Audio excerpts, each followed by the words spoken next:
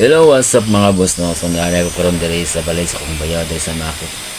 Tungod kay ako aning gipanumodified ang top box bracket. Kini mo sa nga top box mga boss is dati ni sa motor na akong ROC Flash. So karon kay ang Indis 200 man akong taoran. So kinahanglan siyang i-modified. So diri nagikatingan diri mga boss kay masangit man gud siya.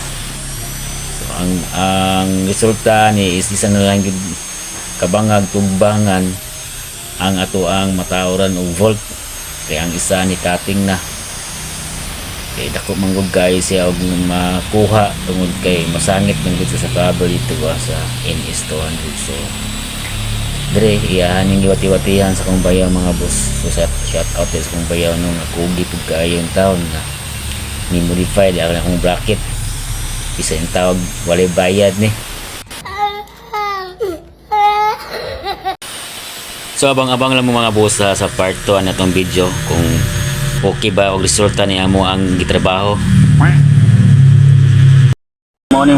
Morning bracket ko na taod to jud.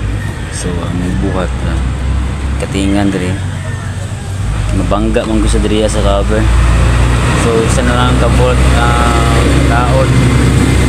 Pangagan sa diri langani naman gamay na diri nasa magagi. So isa na ligom yung gyapon sa gisa na lang ka volt. So natao do gyud pagkapalit ko na tagagastog dako.